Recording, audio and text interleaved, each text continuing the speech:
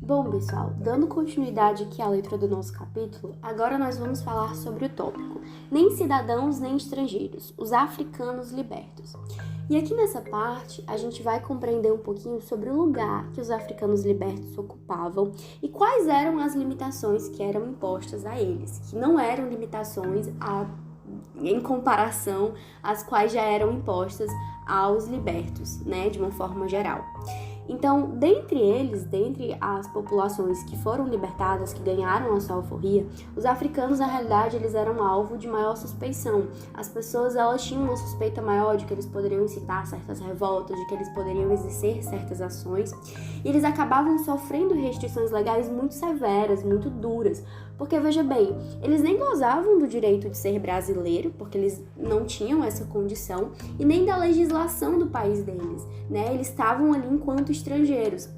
Então, era um lugar que era duplamente honorado, era uma categoria que acabava sendo duplamente honorada por toda a construção da sociedade naquela época. E aqui, me permita ser um pouco mais expositiva, porque a gente vai falar um pouquinho sobre algumas proibições que eram feitas, vai ser algo mais expositivo mesmo, mas só pra gente entender a gravidade, porque se os libertos, eles já sofriam restrições legais, quando a gente fala dos africanos libertos, a gente tá falando de restrições ainda maiores, ainda mais pesadas. Então, citando alguma delas, primeiro é que eles não poderiam ser eleitores e nem ser elegíveis, não poderiam fazer parte do exército, ou da marinha, ou da guarda nacional, eles eram proibidos de adquirirem bens de raiz, sofriam com a proibição de que as pessoas elas não poderiam alugar ou arrendar casas africanos, exceto com autorização especial do juiz. E por último, os africanos libertos deveriam pagar taxas de até 10 mil réis para simplesmente estar ali na província. Inclusive, a gente também cita um dos decretos, que foi um decreto bem pesado mesmo, que ele limitava a circulação livre dos libertos e libertas africanos dentro das províncias, que ele isso só poderia ser feito a partir de um passaporte, que ele tinha uma vigência ali limitada, e que ele só era concedido para aqueles que, entre aspas, estavam regulares, eles precisavam passar por uma espécie de exame de regularidade a partir da sua conduta. E qual era a grande justificativa para esse decreto? Justamente a presunção e a suspeita de que tais pretos são incitadores de tumultos e comoções. E aqui a gente já vê como acontecem as remanescências do racismo e como acontecem muitas vezes essas pressões, essas visões que elas não vêm automáticas, né? A gente sabe que existem coisas estruturais que favorecem esse tipo de visão e esse tipo de problemática. Além disso, em 1831 foi proibido o desembarque dos libertos africanos em qualquer porto do país, o que ficava claro que esses libertos eles eram indesejáveis por motivos de insegurança, seja pelo meio dessas agitações sociais, mas também pela crença de que eles na realidade não deveriam sair da província. Então a gente vai ver, inclusive nos próximos áudios, nos próximos capítulos, como existia uma visão de que na realidade os libertos africanos, a população que havia conquistado a sua alforria, elas deveriam voltar ou ficar em um lugar separado, né? Existia um cunho ideológico muito forte nesse sentido. E em 1835 foi autorizado a expulsão da província africanos forros de qualquer sexo sob simples suspeita de insurreição, tratando-se, portanto, de expulsá-los do país. E vocês devem imaginar que para ser suspeito de uma insurreição em um país racista não era uma coisa tão difícil, mas existia uma justificativa para a expulsão sumária. Inclusive, eu peço licença para adicionar uma citação que está presente na página 75, no último parágrafo, que é um fragmento da fala de Souza Martins, ministro da Justiça, em 1835. Abre aspas. Não sendo os africanos libertos nascidos no Brasil, comenta o chefe da polícia da Bahia, e possuindo sua linguagem, costumes e até religião diferente dos brasileiros, e pelo último acontecimento declarando-se tão inimigos da nossa existência política, eles não podem jamais ser considerados cidadãos brasileiros para gozar das garantias afiançadas pela Constituição, antes devendo-se reputar estrangeiros de nações com que o Brasil se não acha ligado por algum tratado. podem, sem injustiça, serem expulsos quando suspeitos ou perigosos. Ou seja, eram pessoas muito descartáveis, né? Era aquela visão de que eles não precisavam estar aqui porque eles eram perigosos, porque não existia mais essa necessidade, porque eles não eram brasileiros, que vinha muito acompanhado, inclusive, com um cunho de homogeneidade da nação, que a gente vai ver mais adiante, mas existia muito essa visão mesmo. Inclusive, faziam-se inúmeras buscas de forma muito contínua na casa desses libertos africanos, porque as pessoas realmente acreditavam que eles representavam algum perigo para a sociedade, para realizar essas insurreições e etc. Existia também uma visão que era muito dominante de que os libertos africanos eles deveriam estar sujeitos à dependência dos proprietários rurais, porque lá eles não seriam perigosos, porque lá eles estariam sob tutela, sob responsabilidade desses proprietários, eles poderiam manter a disciplina entre os africanos. Então existia muito essa visão geral. Fui bem expositiva aqui para a gente entender de fato como era a visão das pessoas, quais eram os códigos legais que existiam para limitar não só o transporte, mas, enfim, inúmeros direitos mesmo desses africanos libertos. E aí, dialogando mais uma vez com a questão da transferência do campo ao campo. Isso vai ser muito forte nesse capítulo, tanto a questão da mão de obra quanto a questão da segurança.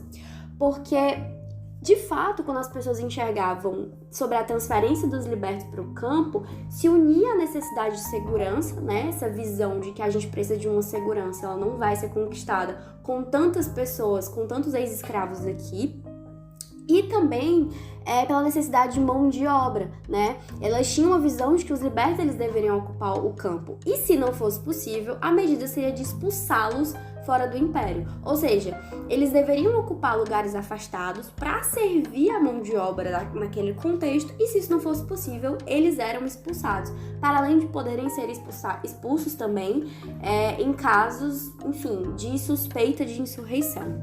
Inclusive, a Assembleia Legislativa da Bahia, ela considerou na época uma necessidade do estabelecimento de uma colônia em qualquer ponto da África para repatriar os africanos que se alforriassem.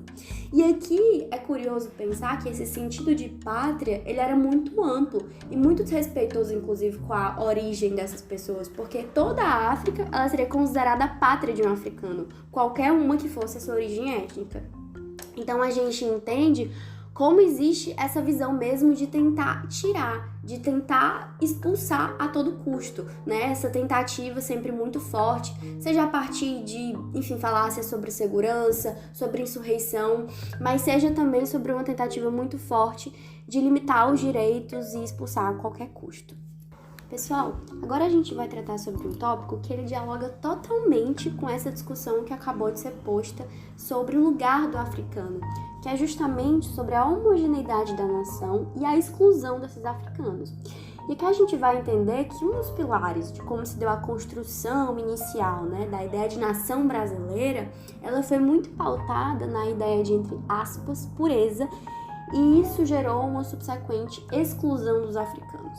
Então, vamos versar um pouquinho sobre a mentalidade na época.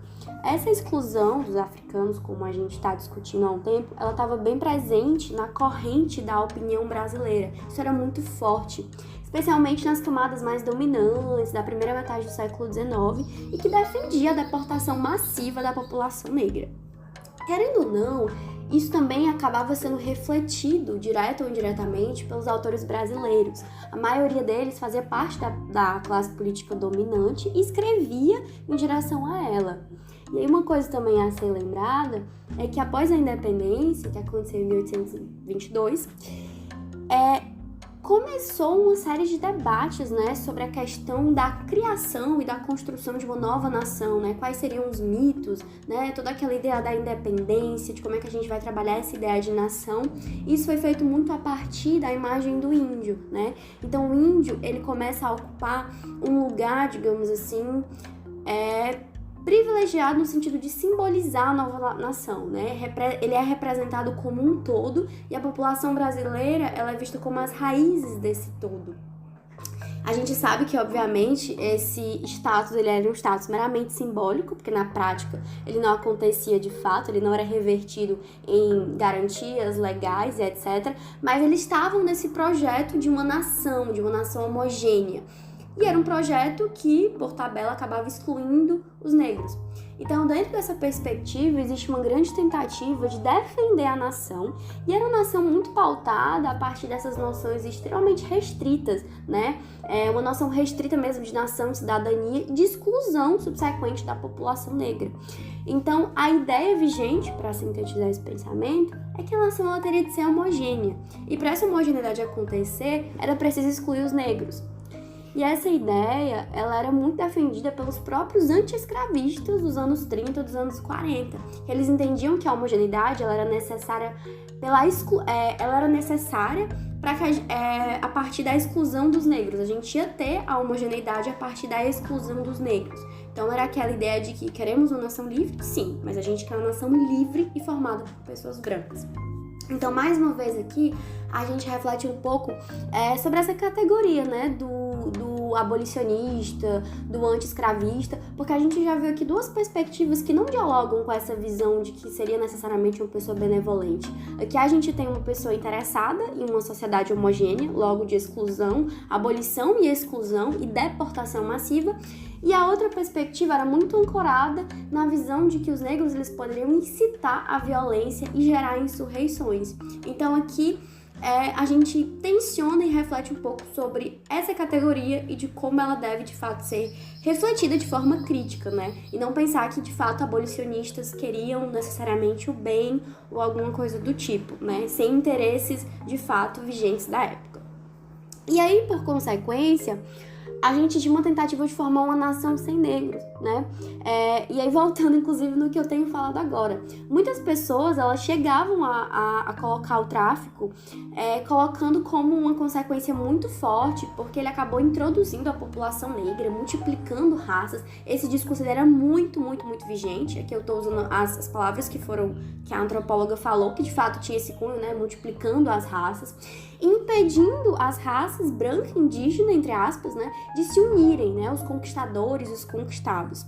Então aqui a gente vê, a síntese de tudo, é que o desejo anti-escravista, o desejo abolicionista, ele não era de libertar, ele era de expulsar.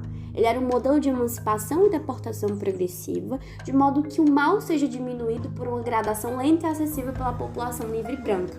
Aqui é uma citação do texto que eu retirei para a gente entender todo esse contexto. Então, de fato, o índio ele tinha esse lugar privilegiado de forma simbólica, não direta, e, querendo ou não, em cima disso a gente teve a exclusão dos negros porque existia uma tentativa de formar uma nação homogênea e não via os negros como parte integrante da nação. E aí, para dar continuidade ao capítulo, a gente vai falar sobre a perspectiva do negro é escravo, que é o quarto tópico dentro desse capítulo. Aqui nessa parte, a gente vai ver como existia uma associação quase que direta pelo fato de existir um negro, seja suposto que ele era um escravo. Existia essa associação. E uma das dimensões, de fato, de abrir espaço para o liberto negro é que esse estatuto era problemático por definição, porque o negro e o escravo, eles eram pensados como categorias extensivas, de modo que no dicionário o significado da palavra negro era escravo. Então as pessoas entendiam que, de fato, negro é escravo, não existia uma distinção, não existia uma fragmentação. As pessoas tinham dificuldade de conceber que o negro não era mais escravo. E a ideia geral é justamente essa. Até que se prove o contrário, negros são escravos. Tanto é que o ônus de prova, para garantir a sua liberdade, no sentido de provar sempre, de estar em mãos da sua liberdade, era deles. Eles precisavam estar sempre com a sua carta para provar que eles não eram escravos. E o impacto dessa visão, que ela, querendo ou não, foi permeada por muito tempo o imaginário popular, é que a polícia ela não parecia fazer uma distinção entre escravos e libertos. Ela não fazia isso de uma forma constante. A gente até já mencionou um pouquinho sobre isso aqui. Porque ela sempre entendia que um liberto, se ele fosse negro, ele seria escravo. Então não existia essa distinção. E além disso, outro impacto muito latente desse preconceito, dessa visão, é de que os negros, eles muitas vezes preferiam ficar nas propriedades em que eles foram escravos, para que eles não precisassem se estabelecer longe e não correrem o risco de serem suspeitos, né, de se tornarem suspeitos como escravos fujões. Então, as pessoas de fato admitiam e acreditavam que se não estava nas fazendas, se não estava atuando como escravo, então deveria ser um fugitivo, né? Então, essa visão muito problemática, ela era muito perpassada dentro dessa época, dentro da visão coletiva, e por isso que era tão difícil a gente ter a abertura para esse liberto, porque a visão popular estava totalmente contaminada com essa associação direta. Não é isso? E aí também existe uma visão muito problemática, é de que existe a ideia de que o escravo, ele precisava ser negro, né? Aqui no texto, a autora até cita de que o escravo era negro e preferencialmente africano. É só ver como existe uma grande comoção com a existência de escravos claros. E aí ela cita o exemplo da Escrava Isaura, que é uma obra do século XIX, escrita por Bernardo Guimarães, que é justamente para a gente entender de como existia muitas vezes a simpatia muito grande quando existia outra pessoa de uma cor mais clara sujeita à escravidão. Essa pessoa, ela era passível da dor, ela era passível da comoção, mas uma pessoa mais escura, uma pessoa preta, ela não era passível da dor nem da comoção. E outro ponto também de tensionamento e de debate para a gente entender é que o projeto de abolição do José Bonifácio, que é muito famoso, ele foi pensado em setores. Primeiro, os mulatos, que mais uma vez é uma categoria utilizada no texto, depois os crioulos e, enfim, os africanos. Então, existia uma ordem, né, de privilégio para, de acordo com, enfim, a cor que aquela pessoa tinha, ela seria liberta. Então, essa é uma visão que ela é muito problemática, mas está exposta no texto e que é importante para a gente entender, inclusive, muitas raízes de muitos pensamentos que a gente, infelizmente, ainda carrega na nossa sociedade hoje em dia. Bom, pessoal, para finalizar o nosso podcast, eu vou falar um pouquinho sobre o último tópico, que ele é intitulado por A Competição pelo Mercado de Trabalho. E aqui, o resumo principal desse capítulo é justamente mostrar as dificuldades do liberto de entrar no mercado de trabalho, evidenciando os conflitos e a concorrência que essa população sofria.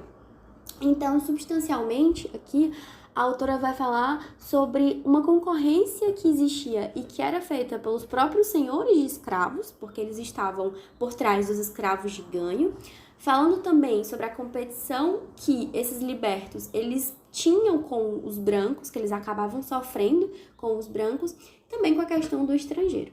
Mas indo em relação à questão da concorrência desigual que os senhores de escravo faziam aos livres pobres, é importante para entender essa perspectiva levar em consideração que esses escravos de ganho, eles não representavam os próprios interesses, mas sim os interesses dos seus senhores que procuravam ocupar totalmente o mercado de trabalho.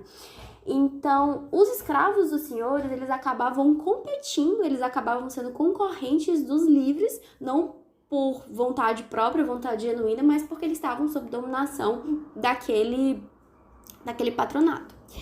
E ali eles acabavam exercendo atividades de agricultura, de arte, serviços domésticos, enfim, existia todo o monopólio dos senhores de escravo. Inclusive, existe uma ideia aqui, que é a ideia de que o que distinguia os escravos dos libertos era ser ou não um capital investido. Então, os libertos, eles também passavam por situações de que eles não conseguiam adquirir os seus direitos, como a gente viu ao longo de todo o capítulo. Além disso, brancos brasileiros, libertos e escravos de ganho também competiram no mercado de trabalho entre si, bem como com os estrangeiros europeus que vinham para a corte. Então, existia inclusive até uma visão de que a mão de obra dos estrangeiros era melhor do que a mão de obra brasileira, do que a mão de obra nacional. Então, nesse final do capítulo, ele está mais para a gente entender como existe uma dificuldade de ocupar o mercado de trabalho. E, no geral, o que se ressalta desse quadro é que, de fato, teve uma perda de terreno dos pardos e pretos livres em relação aos brancos, deixando patente que a população livre de cor disputou seriamente com a população branca setores importantes do mercado de trabalho. E aí, a autora dá exemplos como artesãos, mecânicos, pequenos comerciantes, enfim. Uma dificuldade de se inserir de forma estável, né, de forma verídica dentro do mercado de trabalho. Para concluir, eu vou usar palavras da própria autora, que são as seguintes.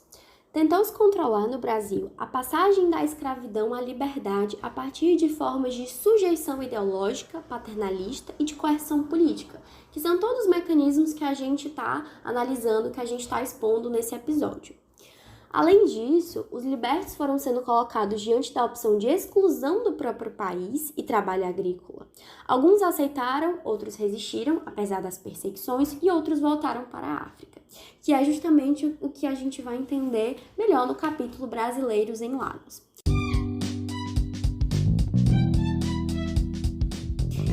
No final das contas, eu espero que eu tenha me feito entender. É um capítulo bem extenso, com muitas informações, mas muito importante para compreender toda essa estrutura que existia, né? Esse sistema, essa vivência dos negros alforriados. E vale ressaltar que, além dos podcasts, nós temos a nossa revista eletrônica Haveres, que é uma realização dos e das discentes do curso de graduação em Ciências Sociais, e ela está ligada ao PET. Essa revista ela se dedica à publicação de artigos originais, resenhas, ensaios, sendo eles escritos ou visuais, entrevistas e outras expressões científicas voltadas para a área de ciências humanas. Mais uma vez, espero que tenha ficado esclarecido e um abraço a todos!